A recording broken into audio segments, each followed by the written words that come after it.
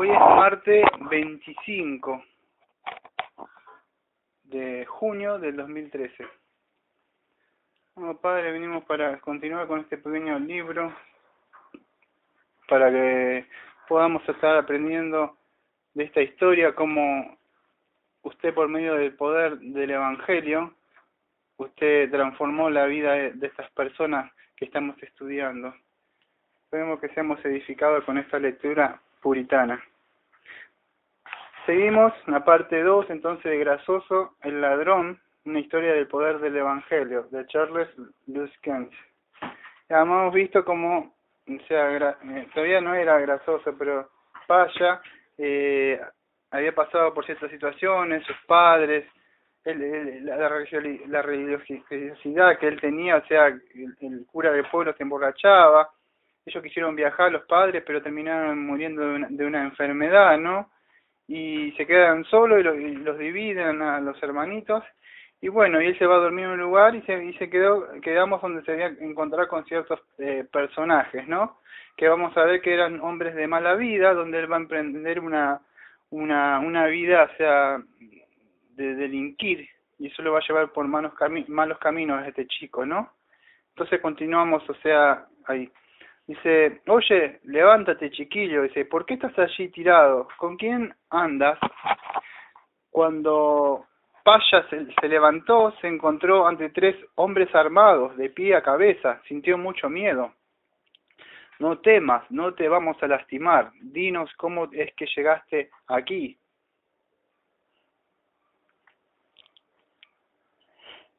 Cuando Paya vio que los hombres no eran de las barracas, le contó con soltura todo lo que había pasado y a dónde quería ir. Los hombres le escucharon atentamente.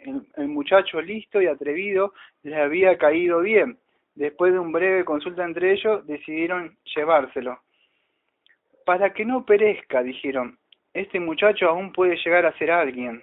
No tuvo miedo de huir del orfanato y ahora quiere emprender solito el largo viaje a su pueblo. Tenemos que cuidarlo a nuestra manera, ¿no?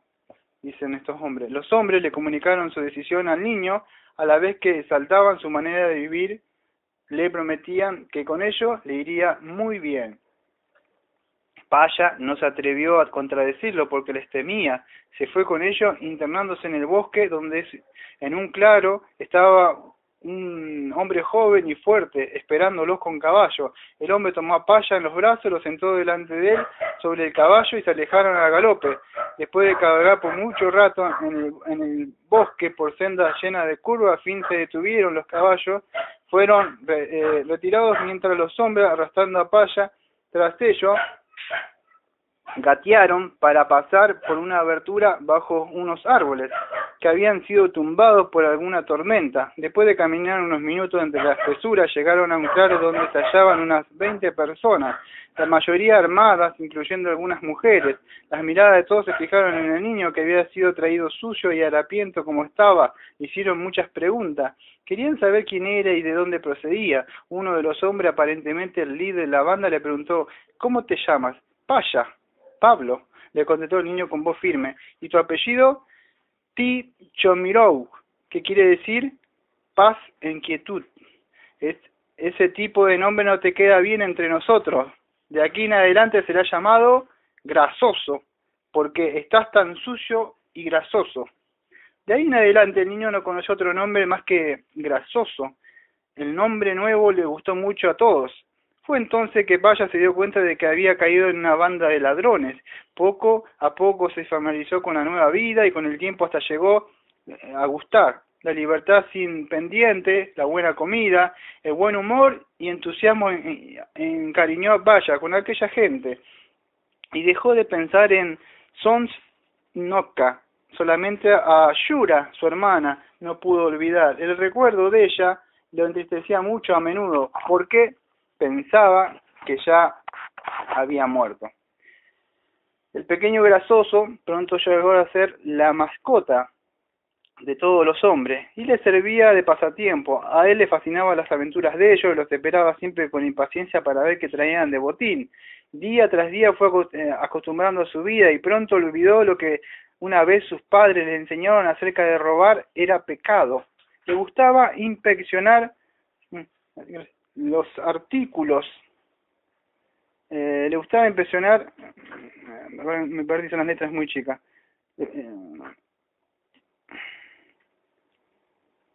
Le gustaba inspeccionar los artículos robados y escuchar las anécdotas de los ladrones al regresar de su trabajo. Como gustaban llamar a su perversa ocupación. Cuando no habían pasado 8 años, el grasoso, ya de 16 años, participaba activamente en los robos y saqueos de la banda. Por su astucia y su valentía y su habilidad, pronto llegó a ser el ayudante del cabecilla de los pillos.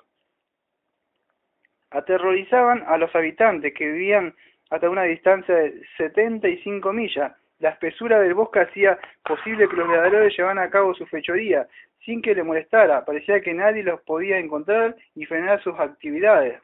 Robaban a todo el que caía en sus manos y hasta cometían homicidios. Pero todo tiene su tiempo. Algo muy sencillo, por cierto, produjo un cambio absoluto en la vida de los rateros. Una parte de la banda, con el grasoso como su jefe, asaltaron a 2 hombres que pasaban por el bosque. Le robaron y luego los mataron. Se llevaron sus caballos, las ropas, las botas para su propio uso, además de 3 rublos y 50 copequén, monedas. En uno de los costales robados, con toda clase de utensillos, los hombres hallaron 2 libros.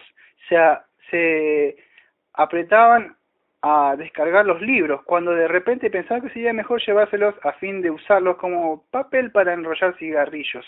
Fue así que Grasoso echó los libros con las cosas de él. Por la noche, después de darle otro vistazo a las cosas robadas, ese día sacó los libros y empezó a hojear. Uno de los libros tenía un título desconocido para él: La voz de la fe. El otro era un Nuevo Testamento.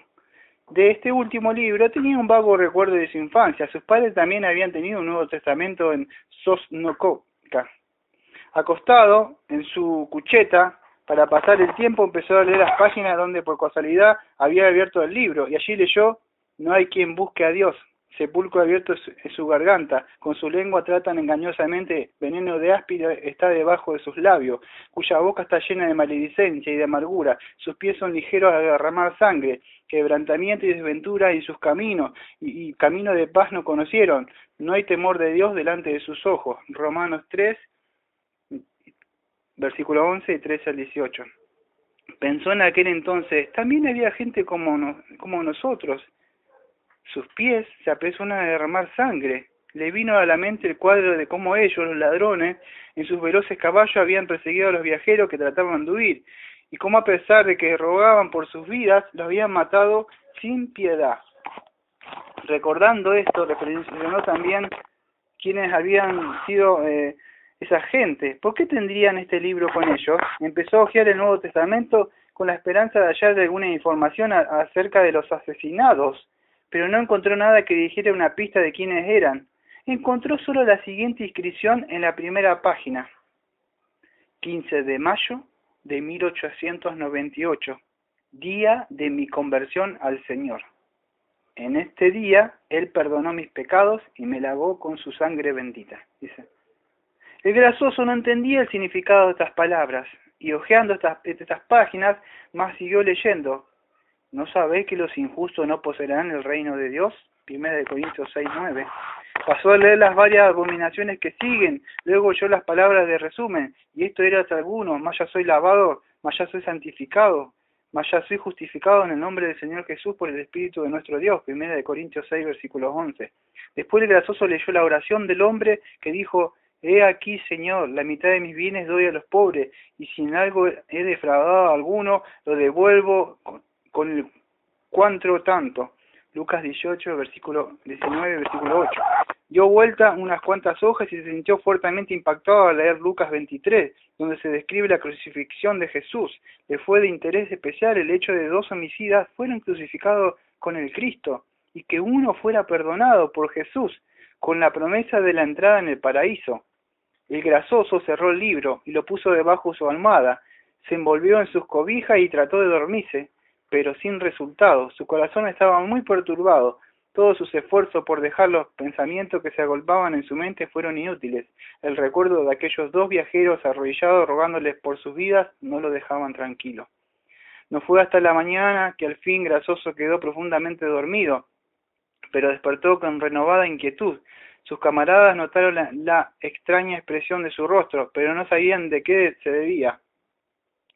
Unos pensaban que estaría enfermo. Por algunos días anduvo algo como aturdido, y nadie le podía sacar lo que realmente le sucedía. Sus compañeros no cesaban de tratar de encontrar la causa de su tristeza, hasta que al fin les contó a algunos que no podía estar en paz desde que había leído en el libro que habían tomado de los hombres que habían matado. Ante esta declaración todos se sintieron muy extraños. ¿Qué clase de libro podía ser el que produjo tan triste transformación en su jovial camarada? La banda de ladrones le exigió que este libro de brujerías le fuera entregado y quemado, pero otros, por curiosidad, pidieron que se les diera el libro para investigarlo, a fin decidieran que el libro fuera leído a toda la banda. El Grasoso leyó las partes que tanto le habían conmovido, las escucharon con tensa atención. Desde el principio, un ladrón joven dijo muy decididamente que el libro era el Nuevo Testamento y que él antes lo había conocido. Mi madre era creyente, dijo él, y siempre leía los evangelios. Ella me llevaba muy seguido a las reuniones de los niños, donde leíamos este libro y cantábamos y orábamos. Por largo rato los hombres escucharon la lectura del libro y luego partieron en silencio, la mayoría de ellos deprimidos. Ninguno de ellos podía entender por qué la lectura del libro les había causado una impresión tan fuerte. Desde ese día en adelante, los ladrones se reunían de vez en cuando para leer el Nuevo Testamento. Su fuete era tan poderoso sobre ellos que no podían escapar de su influencia. Así pasó todo un mes. Luego el joven ladrón, cuya madre había sido creyente, les declaró a sus camaradas que él ya no podía seguir su vida criminal. El Grasoso los siguió. Los otros ladrones ya habían notado que ambos jóvenes oraban con ojos llenos de lágrimas. Con el tiempo, aún el mismo jefe de la banda de ladrones siguió el ejemplo de los dos jóvenes. Luego surgió la pregunta, ¿qué hacemos ahora? ¿Y cómo empezamos una vida nueva? Primero se dieron cuenta de que tenían que entregarse a las autoridades, como le era imposible reembolsar a aquellos que habían dañado. Les quedaba solo un recurso, entregarse, aunque la mayoría no coincidía con este plan. El ladrón joven, que había sido el primero en comenzar una vida nueva, el Grasoso y otros 5 decidieron reconocer su culpabilidad ante representantes de la ley. Llegó el día de la separación y la despedida fue conmovedora. Los camaradas le pidieron a Grasoso que les leyera una vez más el Nuevo Testamento. Lo abrió en el lugar donde se describe el encuentro con Jesús con los endemoniados, y el poder del Maestro es demostrado con la curación de ellos y su subsecuente lealtad a él. Así fue también con nosotros, agregó Grasoso. Estamos a punto de dejar nuestra vida pecaminosa. Dejemos de hacer maldades y sigamos a Cristo. Después de decir estas palabras, Grasoso cayó de rodillas y confesó en voz alta sus fechorías. Otros siguieron su ejemplo. Entre el llanto y los suspiros de todos se podían distinguir solo palabras desilvanadas. Perdóname, dame poder, no recuerdes mis te prometo. Despidiéndose de los demás con un beso, los 7 ladrones, sus armas en sus manos, partieron hacia el pueblo más cercano, mientras los demás desaparecían en otras direcciones. Con paso firme y decidido, Grasoso y sus camaradas entraron en el pueblo. Inmediatamente trajeron la atención de los habitantes. ¿De dónde vendrían este grupo de hombres vestidos tan raros y armados? En la esquina de unas calles principales, le preguntaron a un policía dónde vivía el procurador del Tribunal de Justicia del distrito. El policía señaló una casona de 2 pisos en esa misma calle y a ella se dirigieron los ladrones. Previamente se había puesto de acuerdo que Grasoso, el más inteligente, presentaría su caso ante el procurador. Los ladrones entraron a un cuarto grande y soleado, con piso de madera, en el cual ya se había congregado unas 20 personas que esperaban ver al procurador. En la puerta de la oficina estaba el auxiliar del tribunal. Grasoso se dirigió a él con estas palabras. Por favor, dígale al procurador que tenemos que hablar con él sin demora. El empleado miró al grupo de hombres con desconfianza y preguntó: ¿qué caso tienen ustedes que presentar? Es algo muy importante, contestó Grasoso. El empleado desapareció detrás de la puerta. A los pocos minutos los ladrones ya se encontraban ante un hombre distinguido y de edad ya avanzada, quien parecía algo alterado por la inesperada aparición de 7 hombres armados. Los ladrones, aunque de salir del bosque habían determinado tomar el paso insólito de confesar voluntariamente sus delitos, se sentían también muy inquietos al encontrarse cara a cara ante la representante de la ley. Permítanos explicarles quiénes somos y por qué hemos venido, empezó Grasoso con voz trémula. Somos ladrones, pero no nos tenga miedo. Hemos venido a confesarle toda nuestra culpabilidad y aceptar las consecuencias. Hemos comprendido las grandes maldades que hemos cometido y ahora estamos aquí para sufrir el castigo que dicta la ley por el delito de robar. Haga con nosotros conforme a lo que demanda la justicia. Aquí están nuestras armas, tómelas. Con estas palabras, el Grasoso y su compañero pusieron inmediatamente sus armas en un montón en el suelo. El procurador estaba perplejo y le fue imposible no demostrarlo. Era la primera vez en su vida que era testigo de la confesión de un grupo entero de delincuentes que se entregaba voluntariamente a los representantes de la ley.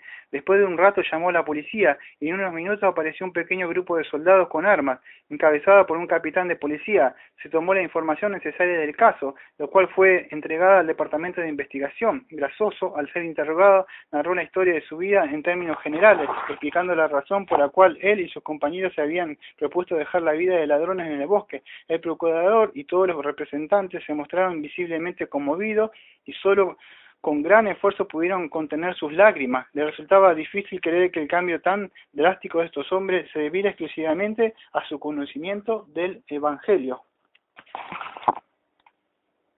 Me gustaría ya no ser llamado el Grasoso. Me llamó Pablo Tichomirov. De aquí en adelante serviré a Dios y a la humanidad, y sin quejarme, aceptaré el castigo que determine la ley. Estamos ahora en sus manos. Todos sus camaradas coincidieron con esta afirmación. Muy emocionado, el procurador mandó a los 7 criminales fuesen llevados a la cárcel y mantenidos en celdas separadas hasta haber determinado la investigación. Por tanto, los ladrones fueron retirados, el procurador se quedó solo en su oficina con el capitán de policía. Por largo rato comentaron este acontecimiento extraordinario. Sabían que por lo general los criminales negaban su culpabilidad o admitían bajo la presión de evidencia irrebatible, o si eran pescados en el acto. Estos hombres, en cambio, habían venido por su propia voluntad, confesando todo. ¿Cuán grande debe ser el poder del Evangelio para cambiar a los hombres de esta manera? Después de que el capitán de la policía se había retirado y que el procurador había concluido sus horas de oficina, este relato a su mujer la experiencia con los criminales. La sorpresa de ella también fue grande y luego de reflexionar un poco dijo: uno de los ladrones que fue crucificado con Cristo también cambió, pero no pudo ir. Estos hombres, en cambio, no tenían necesidad de venir y entregarse. Podrían haber seguido con su vida y quedarse escondidos en el bosque. Es sorprendente, un cáncer nunca visto en los anales de la justicia. Al anochecer, ni el procurador ni su mujer se podían calmar. Él le preguntó a ella: ¿qué opinas, Tania? ¿No deberíamos leer el Nuevo Testamento nosotros también? Quizá podríamos encontrar lo que ha obrado de tal manera en estos hombres. Casi ni conocemos el libro. Yo ya lo leí. No entiendo qué pudo haber sido lo que obró de tal manera en estos ladrones, les respondió Tania con desdén.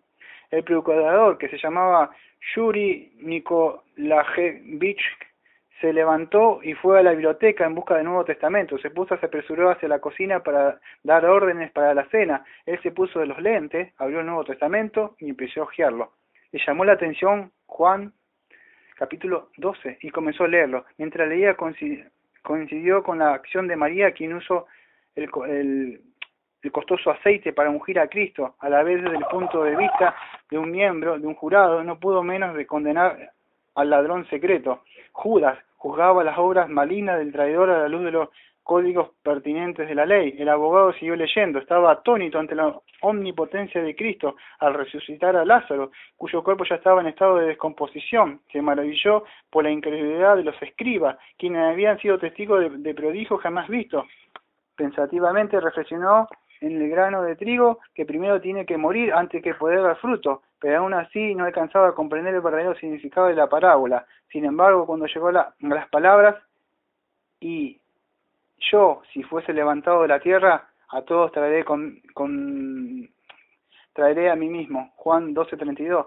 Sintió repentinamente como si aquel crucificado se hubiera acercado a él. Sintió una luz en su alma, un anhelo por la cruz, en la cual habían brotado las palabras grandiosas: consumado es.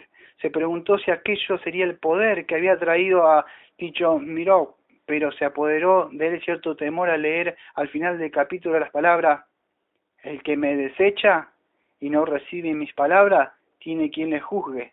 La palabra he hablado, ella le juzgará en el día postrero, versículo 48 de Juan 12. Entonces comprendió la razón por la cual los ladrones habían dejado la nefasta actividad. En ese momento vino a la cocina de su mujer y le preguntó: ¿en qué piensas? ¿Qué te ha perturbado tanto? Él empezó a explicarle, pero no pudo encontrar las palabras apropiadas para tan insólito tema, y ella no pudo entender nada. Esa noche Yuri Nikolajevich no pudo dormir. En cuanto cerró los ojos, escuchó estas palabras: las palabras que hablaba, ella te juzgará. Le parecía que los párrafos de la ley lo condenaban a él, el procurador del distrito, por todas las maldades cometidas en su vida, y buscaba y pedía un abogado y no hallaba ninguno. Al final cayó en un suelo liviano, intranquilo, que no le dio descanso. En la mañana le contó a su esposa lo sucedido durante la noche. Ella culpó su problema a su trabajo agotador y a sus nervios, cuando él le manifestó que había decidido dejar su puesto. Ella quedó en shock y temió que se hubiera perdido la razón, pero él se mantuvo firme en su resolución. Le era evidente que el Hijo de Dios, levantado en la cruz, lo estaba llamando a él, el procurador del distrito, asimismo para ser su salvador personal. Vamos a hacer hasta acá y mañana vamos a continuar. Si alguno no entiende, voy a hacer solamente un minuto para que aquellos que son nuevos, que por ahí lean un libro y por ahí no pueden llegar a entender. No todos tienen quizá el conocimiento y la sabiduría. Lo que estamos viendo acá en el resumen de palabras es el poder del Evangelio, la palabra de Dios. Cuando el Espíritu llama, da convicción de pecado en la mente de las personas. Por eso no basta una oración o algo. Cuando lees la palabra de Dios es viva y eficaz, penetra hasta dentro de tu mente, y el Espíritu Santo da convicción de pecado. Esa persona no es la misma, no es que hizo una oración y cambió. Algo sucedió entre la persona, hay un arrepentimiento, un querer volverse de sus pecados y caminar a Cristo, haber visto las maldades que has hecho. ¿Por qué? Porque fuiste confrontada con la ley. Entonces debemos entender qué es eso. Cuando predicamos el Evangelio, no, Jesús te ama, Dios te quiere, son confrontados. El hombre se ve que el hombre es un ser malo. Para cerrar voy a decir algo que una vez